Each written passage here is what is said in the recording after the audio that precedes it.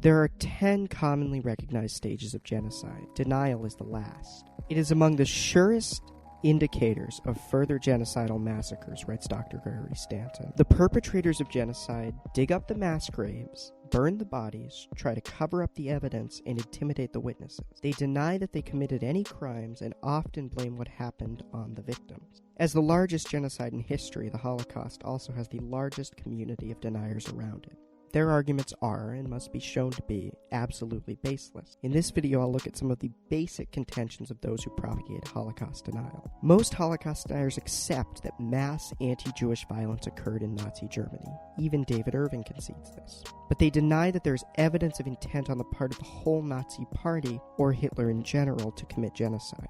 But this couldn't be further from the truth. We have a wealth of documents from a wide variety of sources that prove beyond any doubt both the Nazi Party and Hitler's intent to commit genocide. We can start back in 1922, when Hitler was a largely obscure political figure. Journalist Joseph Hell, in an interview, asked what would happen to the Jews once he was in power. His eyes no longer saw me, Hell recalled, but instead bore past me and off into empty space. His explanations grew increasingly voluble until he fell into a kind of paroxysm that ended with his shouting as if to a public gathering. "If I am ever really in power," Hitler declared, "the destruction of the Jews will be my first and most important job. As soon as I have power, I shall have gallows after gallows erected, for example, in Munich on the Marienplatz, as many of them as traffic allows. Then," he said, "the Jews will be hanged one after another, and they will stay hanging until they stink. They will stay hanging as long as hygienically possible. As soon as they are untied, then the next group will follow. And that will continue," Hitler concluded, "until the last Jew in Munich is exterminated. Exactly the same procedure will be followed in other cities until Germany is cleansed of the last Jew." This outburst, seemingly his first public foray into genocidal rhetoric, occurred just a year before an event that would be named the Beer Hall Putsch. In November of 1923, Hitler and a small group of his followers would attempt to overthrow the Weimar government. They failed. Hitler was convicted of treason. Though he would spend just a year in prison out of a 5-year sentence, he found time to write a book, Mein Kampf, or My Struggle. In the book, Hitler details his life and political evolution. Even a cursory glance at the text will unsurprisingly reveal profoundly anti-Semitic views. But something else is also present in the book, statements that are clearly of a genocidal nature. In the chapter Emergency Defense as a Right, Hitler writes that if at the beginning of the First World War, quote, 12 or 15,000 of these Hebraic corruptors of the nation had been subjected to poison gas, then the sacrifice of millions at the front would not have been in vain. Earlier in the book, he makes a similar point. The nationalization of our masses will only be successful, he writes on page 469, if along with all positive fighting for the soul of our people, its international poisoners are extirpated. Extirpate means to destroy completely. Now, the obvious objection to using these statements as evidence of intent to commit genocide during the 1930s and 40s is that he said or wrote them years before taking office as chancellor. It's conceivable that they would have no bearing on how he or the party would actually govern. Are there any analogous examples from later, when the Nazi Party actually had begun to implement a political program in Germany? Yes, there are.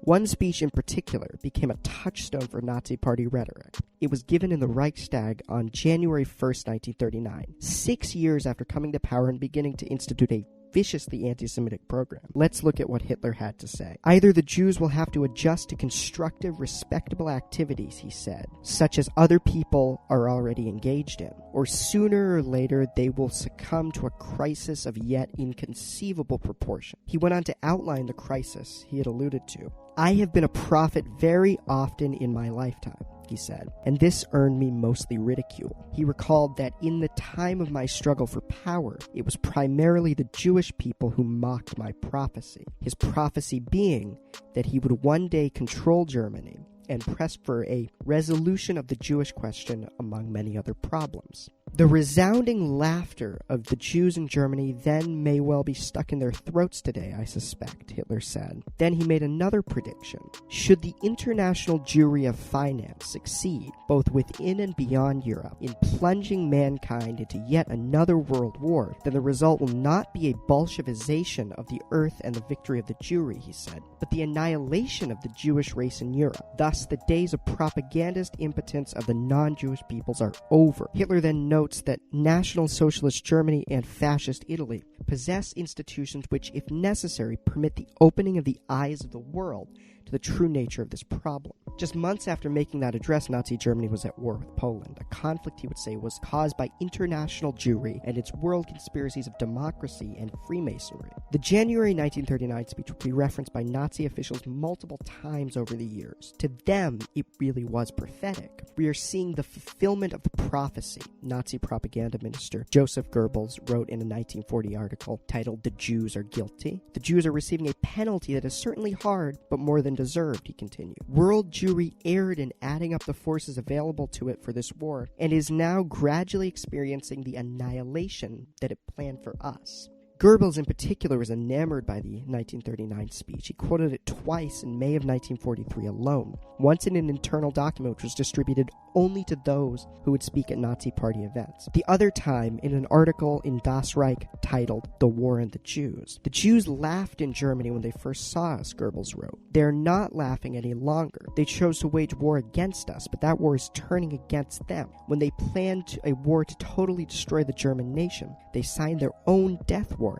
He goes on to say that this war he so frivolously began, expecting it to be the last step to world domination, has instead become a war for his racial existence. Goebbels also writes that the Jews will have to answer for their countless crimes against the happiness and peace of mankind, and one day the whole world will give them the penalty that they are suffering today in Germany. And Goebbels and Hitler weren't alone in what they said. Hans Frank, the Governor General of Poland, left behind a wealth of statements about the Holocaust. In one diary entry, he said the following, quote, "It is clear that the process of finding workers is made more difficult when in the middle of this war-related jobs program, an order comes that all Jews are to be exterminated. The responsibility of this order does not rest with the administration of the general government. This order for extermination of the Jews comes from higher authorities." Frank, who is notable for having been only one of two Nazi officials to express contrition at Nuremberg, made other statements to this effect.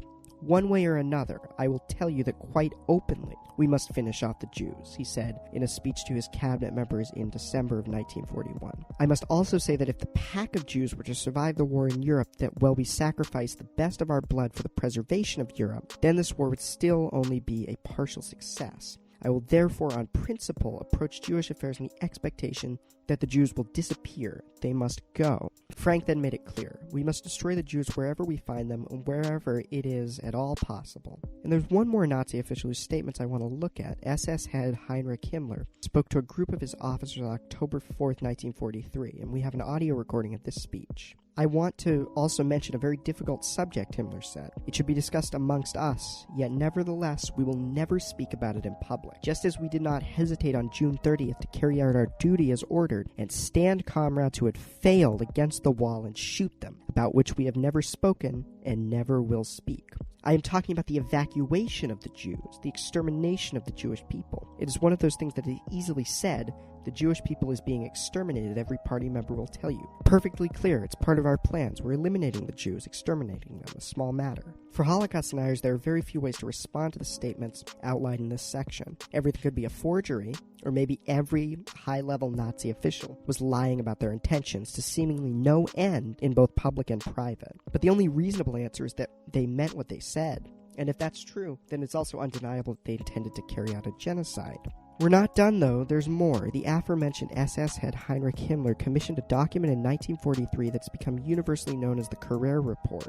Richard Carrère, a professional statistician, was asked to create a report on the final solution to the Jewish question. "The balance sheet for the Jews in Germany," he wrote, "shows an extraordinary excess of deaths. This results not only from the very high mortality rate of the Jews, but even more so from the marked scarcity of births." In his conclusion, Carrère writes, "Between 1937 and the beginning of 1943, the number of Jews in Europe is likely to have declined by an estimated 4 million. He attributes this to emigration, in part through excess mortality of the Jews in Central and Western Europe, in part through the evacuations, especially in the Volkish, stronger Eastern territories. He further notes that all in all, since 1943, it is likely European Jewry is likely to have lost close to half of its number." Carrère's report creates some serious problems for Holocaust deniers. First, why did the Nazi Party need these numbers? It wasn't just underlings who read this report. Carrère was sent a note after its delivery to Himmler, informing him that the Führer himself had taken note of it. Himmler, as head of the SS, instructed Carrère that the words special treatment of the Jews should be excised from the report entirely. The evidence is clear that this report was very important to the Nazi Party. And for those who argue that the official death toll of the Holocaust is inflated, this report also poses a big obstacle. Why did the Nazis' own report say that 4 million Jews had died by 1943? Were they inflating the death toll themselves? Ultimately, deniers aren't in a position to provide satisfactory answers to these questions, because reality is in contradiction to their worldview. The evidence proves incontrovertibly that the Nazi Party, from the very highest level, intended to commit a genocide against the Jewish people. And beyond that, we also have documentary evidence which proves that they carried out that planned genocide. In fact, the Nazis kept those records themselves. One set of preserved documents in particular makes it undeniable that mass killings were carried out by the Nazi Party in furtherance of this goal.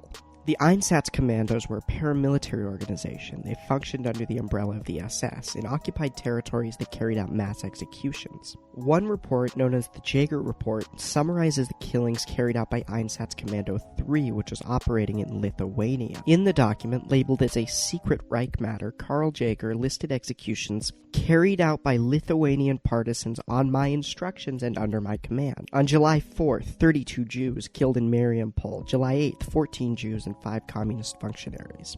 The numbers go on for pages and pages, chronicling months of executions. I can state today that the goal of solving the Jewish problem for Lithuania has been achieved by Einsatzkommando 3, Jaeger writes in his conclusion. In Lithuania, there are no more Jews other than the work Jews, including their families. He also described these actions as being the result of a decision to systematically make every district free of Jews. Lithuania's Jewish population was one of the most devastated by the Holocaust. At the beginning of the war, there were 220,000 Jews in the country. By the end, only 43,000 remained. Clearly, something happened there, and what it was is obvious. During the Nuremberg trials, members of the Einsatzgruppen were indicted as war criminals. Their testimony is devastating to the case of Holocaust deniers. The cross-examination of Martin Sandberger is, in particular, illuminating. In this excerpt, he was being questioned by James Glancy about an order given by Hitler to murder Jews, Roma, and communists. I myself was present during the discussions in the Palace Prince Albrecht in Berlin and during the speech by Streckenbach when the well-known Führer order was announced. Streckenbach personally informed me about the Führer order, which said that in order to secure the Eastern Territory permanently, all Jews were to be eliminated, Sandberger said. Was it your understanding, Glancy asked him, that the wording of the order was such that it would call for the annihilation and extermination of the Jews, Gypsies, and communists? Yes, Sandberger replied. You collected these Jews according to the basic order, didn't you? The Hitler order, Glancy asked. Yes, Sandberger replied.